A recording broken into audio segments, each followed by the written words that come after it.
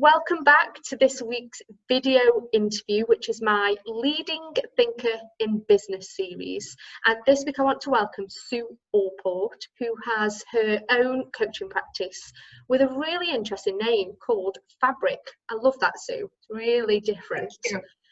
Welcome and thanks for joining me on a busy Monday.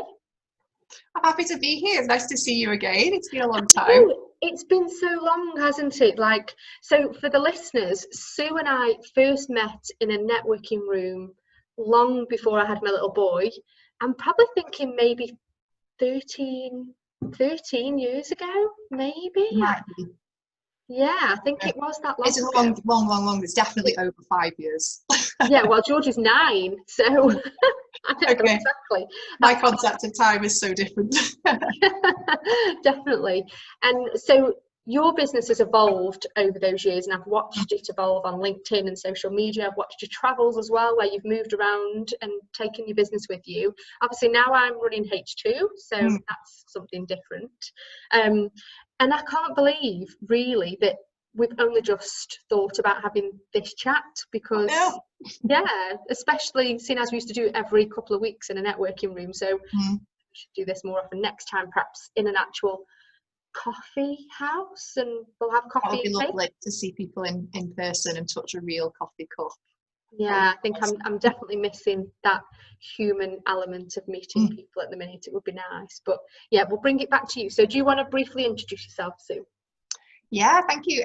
So I've just launched my coaching practice a few months back, and it's all about development of the person. So very much managing change. So I'm a transition coach. Rather than just coping with change or fearing change, it's about initiating it, and it's about thriving through change as well. And that came out of my business that I've had since I was 21, which was all around business development. So I used to help companies to win government contracts. And you met me when I was more focused on marketing, I think, as well. So that own evolution as well over the last 10 years. And a lot of that work was about bringing technical teams together who were thrown into this big challenge of, the government wants to buy this huge thing, multi-million-pound contract. We've got to design a solution that they will want to buy. The pressure of it just had this amazing point of tension where it would really bring out the best in people's creativity, but they were operating completely outside of the usual culture. Right, okay. So there's a lot about the individual going through this huge state of change and adapting and all the positive impact that can have. So I started working informally in a coaching capacity. So it's kind of gone from there, really. So I had a lot of communication stuff woven in as well. And that's where I've come to this point where I pulled all these different topics together and just realised, I'm supporting people through transitions.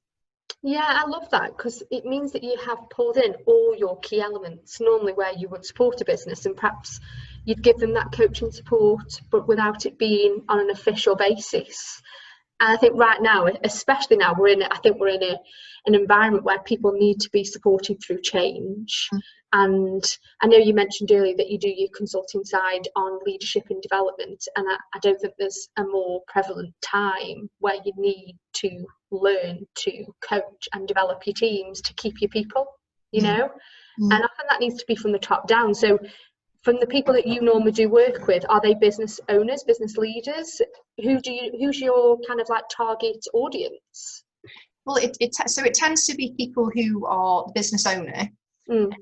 But I'm really interested, I'm actually most interested at the moment in working with people who are either starting a business or coming up to retirement. Oh, right, okay. Because I think those are just two really interesting moments where you've got somebody who's right at the beginning of, I've got a brand new idea, I want to bring it to the world, I want to realise this in a big way.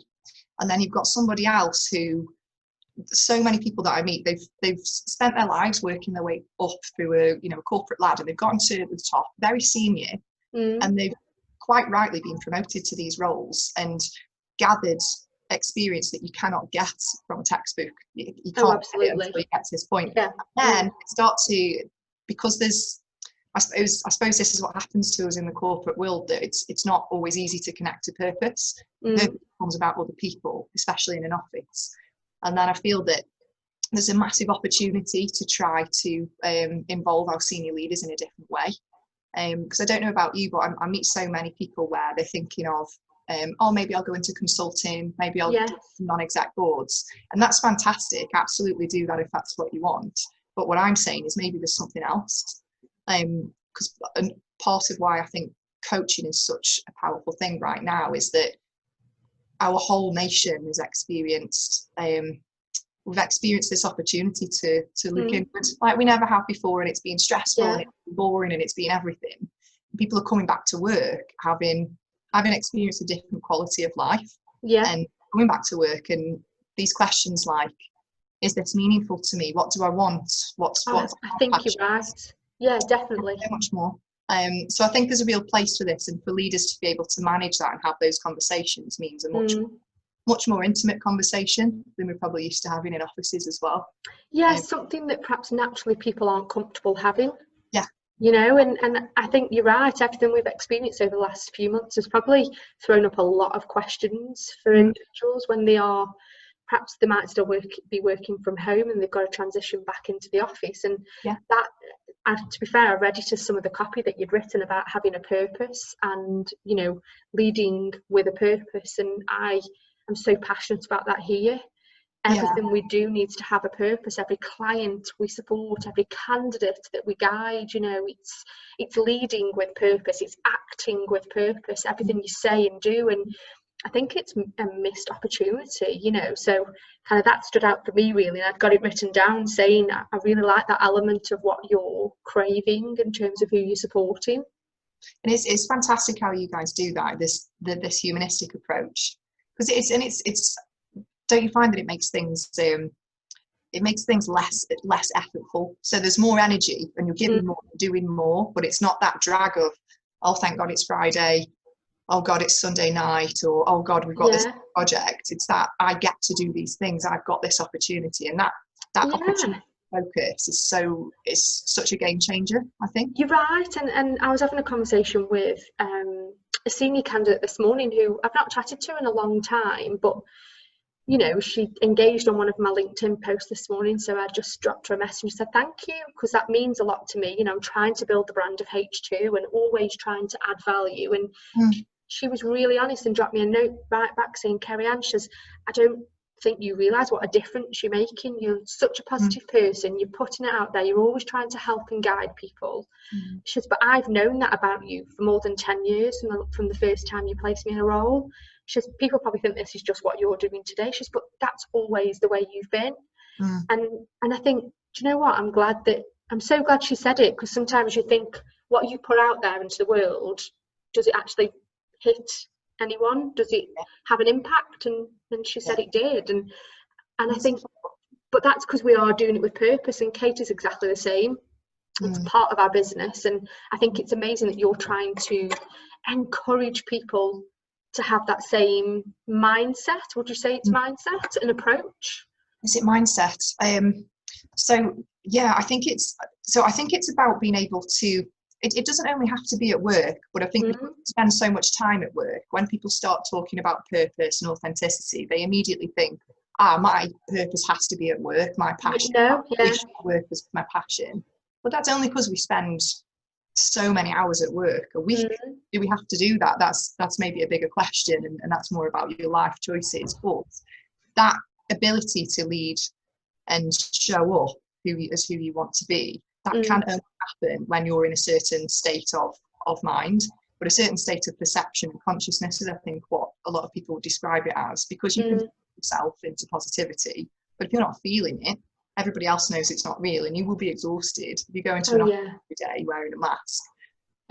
Because the type of coaching that I'm trained in is called core energy coaching. Right, okay. This guy called Bruce Schneider. He's come up with a fantastic model, and it's one of those that's very, very simple, really beautiful, and actually quite clever.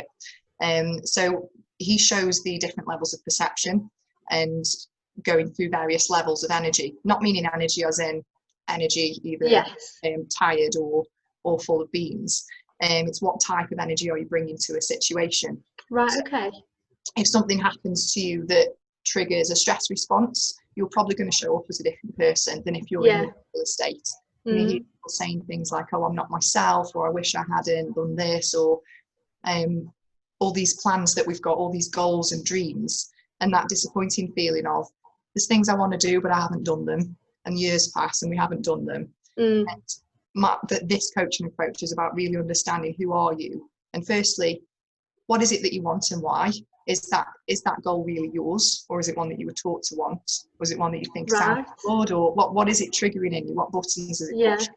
So I do a lot of work around that, getting clear, and that's very much an inner journey. It's quite deep work.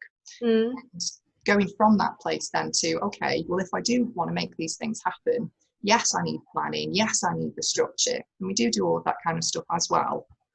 But it also needs to be, who do I need to show up as to do this?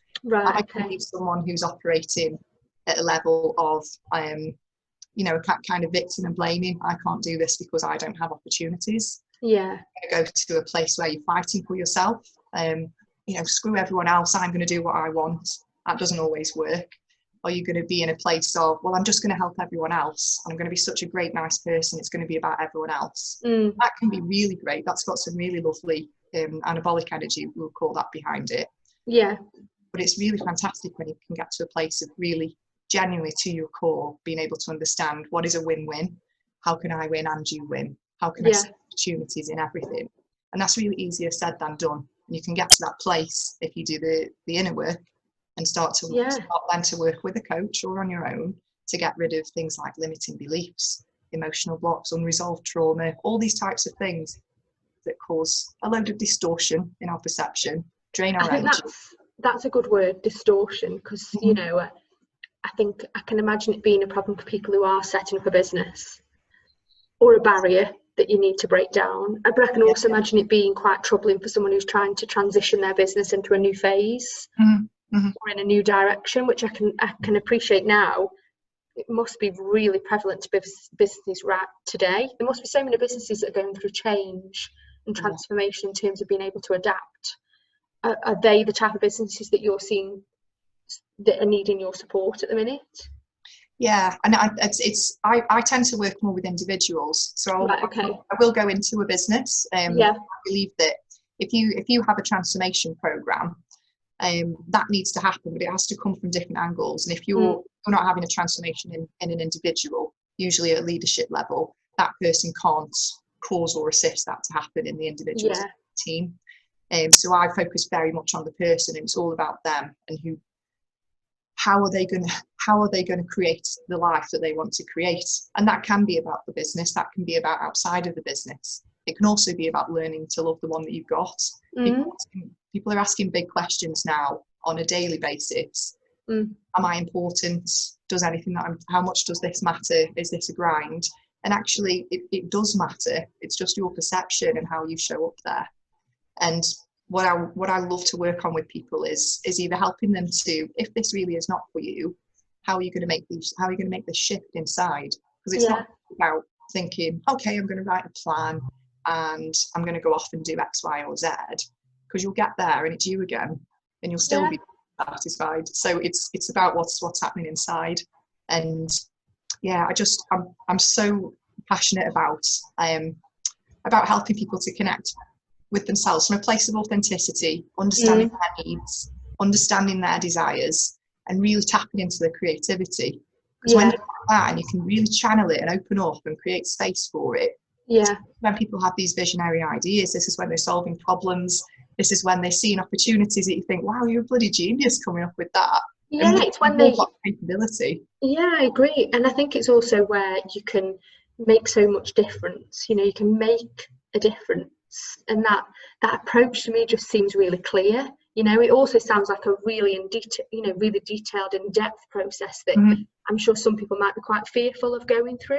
But I think if they're ready to make that change, if they're ready, that's it. It's about being ready, isn't it? And to make that step. I like how it sounds.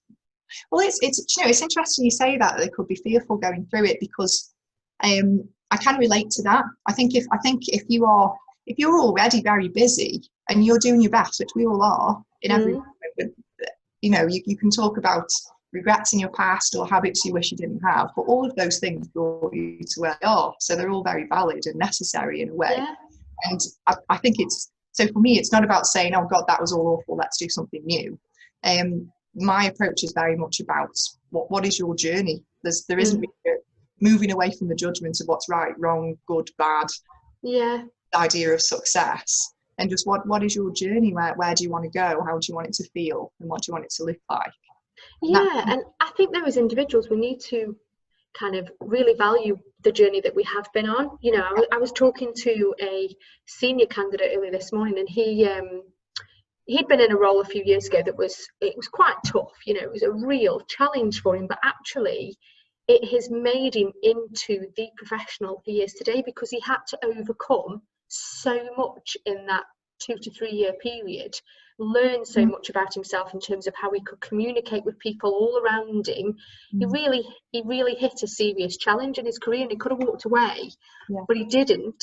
He persisted, and I think he would admit himself that he went through a bit of a journey in terms of having to really dig deep and understand and learn about what he needs to do moving forward to get the business through this period. And he did, and the business went on to do really well, you know. And yeah, but I think we've got to be prepared to really delve deep, haven't we? I think so.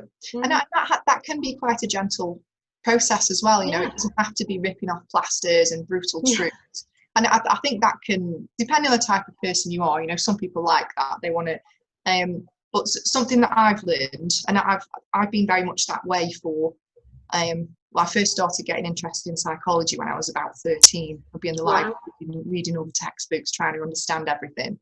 And I would say when I was much younger, my self-work, personal development and reflection, it was very much brutal truths and change this, that. And it's actually so harsh, and it can be helpful because we all need truth. You know, every time we think we're a victim, we're also the victimizer in another way, typically. Usually benefiting in some way from our pain.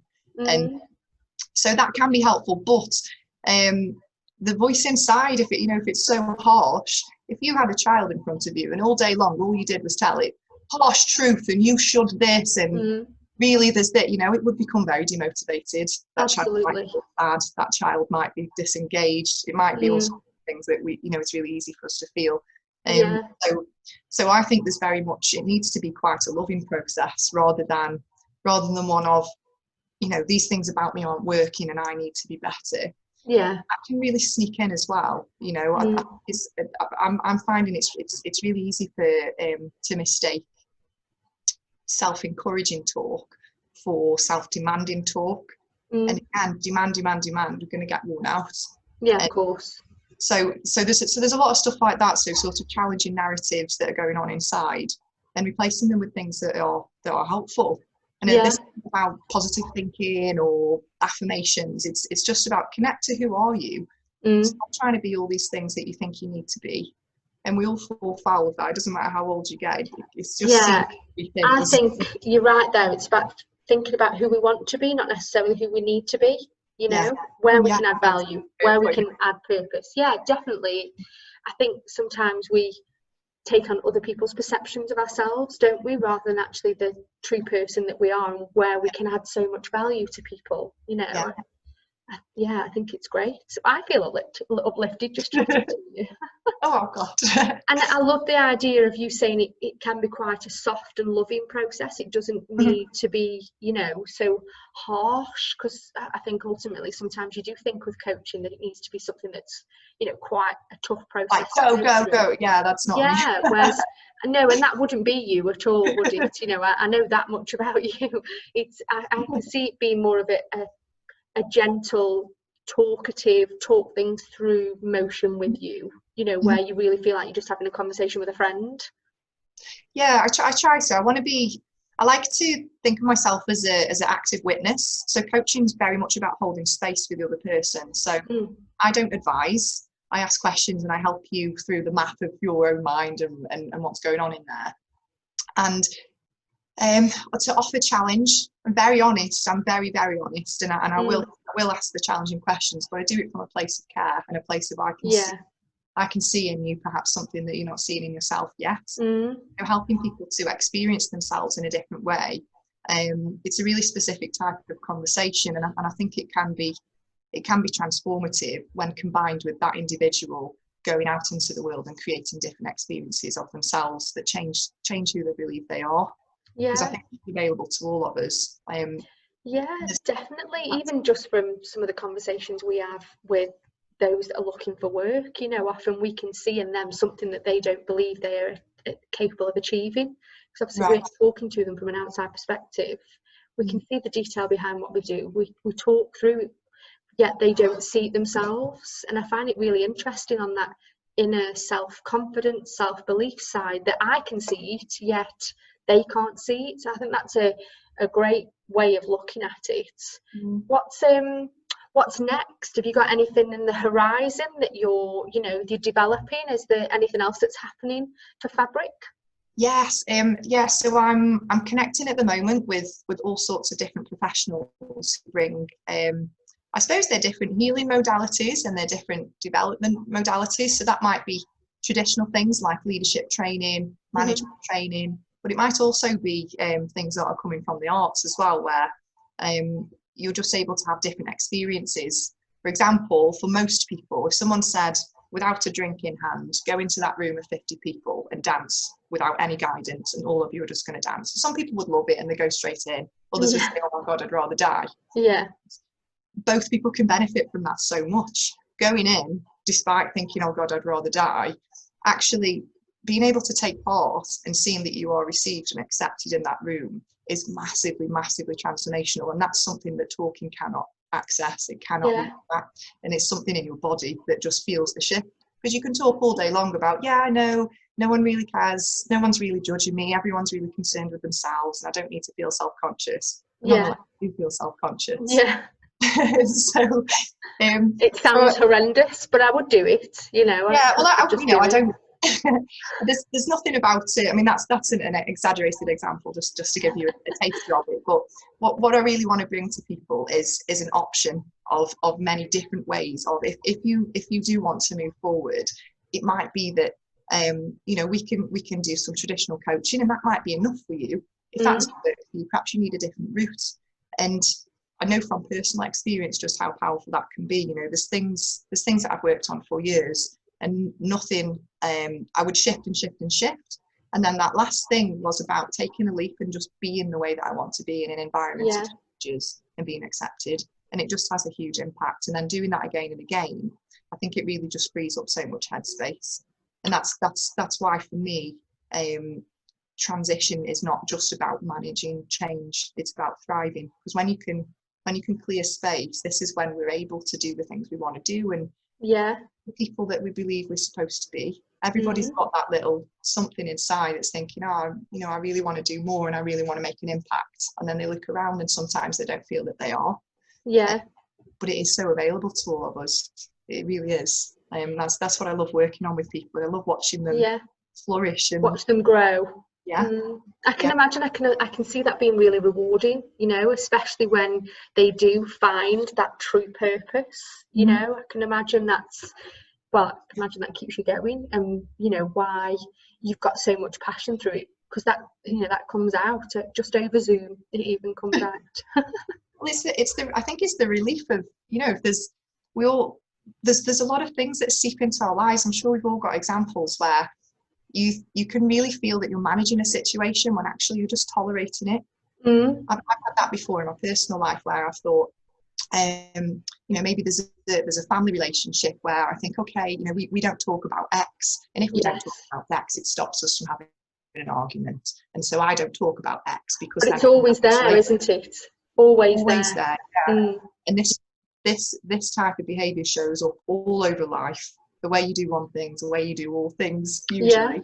And that tolerating and enduring and rationalising particularly is a really big one in our culture, because we're so cerebral. Everything's about knowledge and intellect, and that's what we get rewarded for. That is your strength, and your strength can become your weakness as well. So when there's a problem, you don't want to solve that problem, you can rationalise it, you can intellectualise it, and before you know, you're disconnected from how you feel about it. You're disconnected from what you know. And this is when the distortion begins.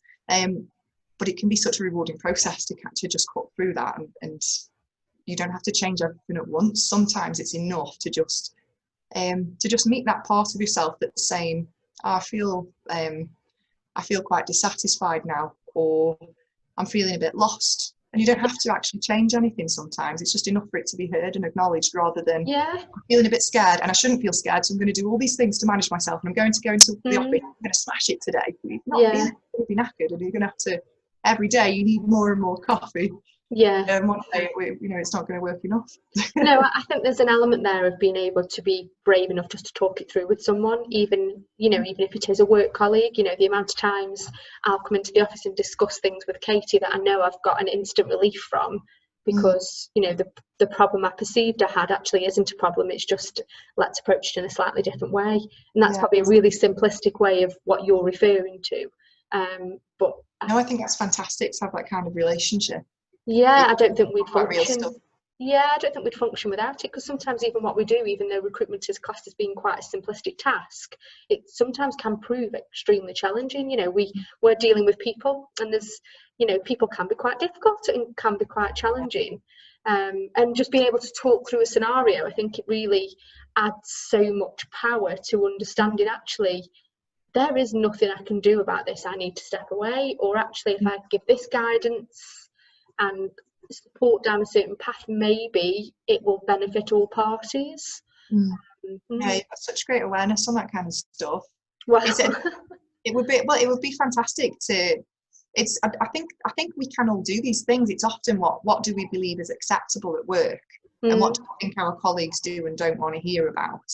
And sometimes it just takes. You don't have to take a huge leap. We can do it in ways that feel safe as well. But sometimes just reaching out that little bit more, because we cater ourselves, don't we, with, I can't be all of myself in the office, I can't do that, and actually maybe nobody minds, or maybe if you were yourself, people get used to it, and that might be okay as well. Or that you might be actually more accepted or more welcomed into a team environment because you are being yourself. I think most people can, I think you'll get a huge amount of respect, especially as a leader. I think some leaders will presume that they have to behave a certain way. I know I did years and years and years ago when I first moved into my first leadership role. I believed I had to conduct myself in a certain way because my director at that time had told me that's the way you lead, that's the way you develop a team, and it was wrong. I was resented for it because I wasn't being true to myself. I wasn't being genuine. I was trying to be a version of an MD that had led me, and so I think it's hugely valuable, but you've got to recognize it yourself, haven't you, first? And it took me a while. It took me until someone actually said, Carrie-Anne, this isn't you. And then I realized, actually, who am I trying to be? And it changed my whole perspective then on leadership and coaching and developing people around me. And thankfully, I'm still here to tell the tale. That's really amazing. And I also think as well, there's something in these journeys where, like that you've been through there, where you you went with what somebody else was advising you to do. We almost need to go through these aspects. And this is why for me, transition is about, as much as it's about initiating and moving forward, you've got to honor where it is that you come from. And sometimes if you're changing something, even if it feels that it's for the better and it's something exciting, there's a bit of grief that often goes unidentified. You're losing something that you were. Yeah. Excitement of this newness. And I feel that you can't. Sometimes you need to go and do all of the other stuff, because if you don't learn all the different ways of doing something, you haven't actually got the skills and experience to start doing things your own way in this confident manner, like you have done there, to be able to. There's some. I'm sure that you did take some skills from that person, or that might have been. Absolutely. Your own stamp. That's where the real power's coming from, because it's your unique gifts, your unique creativity, your personality, your strengths. I think it just takes some time, doesn't it? There are naturally born leaders and developers out there, and I think I wasn't that. I wanted to move through a journey, and I did it the way I thought was best. I followed someone's direction, and ultimately it wasn't right, but I think it's about realizing that and then thinking, do you know what, I need to find my own way of doing these things. But I think in every part of your life you should take something from it, learn something from it, learn what was wrong, learn what was right, or how you can tweak something to make it better. I think we all have to be brave enough in that aspect, don't we, and actually think, yeah, maybe I could have done that differently, or approached that situation differently, or, you know, handled that process slightly differently for a better outcome, because that's what it's about, isn't it? It's, you know, it's the outcome. We all want to do well, don't we? We all want to, you know, a transition of a process to go well and come to a positive end, but we have to learn from each other, don't we? We do all want it to go well, we do, and we want it to feel a certain way also, which is surprising how subjective that can be. When as soon as you're outside of a business environment, you know, everything's really clear and it's usually profit driven and KPI driven, and these are the success, and we all know what it means for this to have gone well. And as soon as you come out of the work environment, people's idea of what is a successful relationship, what is a successful family, what is successful, all sorts of things becomes completely subjective. And I love that kind of ground as well. And I think if you're bringing that kind of reflection that you're describing on your leadership journey into the rest of your life, I think that's really powerful. A really huge strand for me in all the work that I do ever, anywhere, is always about self-leadership, because you can't change other people. You can't ask them to meet your needs if you don't know what they are and you're not able to meet them yourself. And so I think self-leadership is such a critical thing, and it's so freeing. I think it gives you this complete inner freedom, and it allows you to go and need to relate with other people, whether that's a colleague, a friend, a spouse, any type of relationship. You meet them as a whole person and they meet you as a whole person. We're not codependent, we're not filling holes in one another, we're not playing holes. We're just two people who want to be together, and that does not have to be romantic. That can be down to the relationship you've got with your manager. Some of those dynamics can be really dysfunctional. But I think if we just work on ourselves and have the self-leadership, you can give so much more to the world, and you feel better about the way you're giving. It just feels better to be you.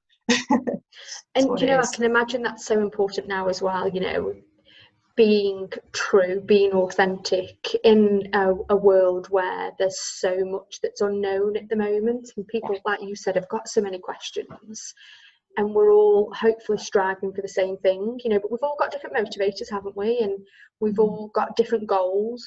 But from a business perspective, I think it's really important that we're all in some form working together to achieve the same goal. But if you're not true to yourself and your teams don't know what that is, I think that'd be really difficult, wouldn't it, to manage? Yeah. So the type of contribution people can make is either amplified or reduced by how well they know themselves and how well they know the people around them. Because we all contribute, you know, one moment, even if you are officially the leader in a work capacity, you're also a contributor in different, it's a very dynamic thing.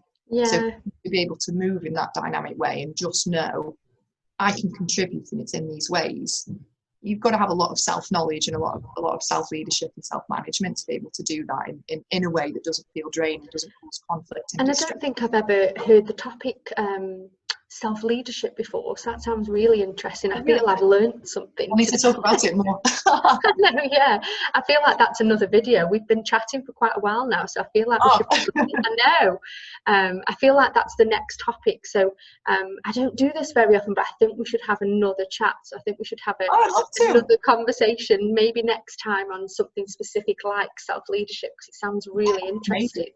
And I think people would be really interested in it too.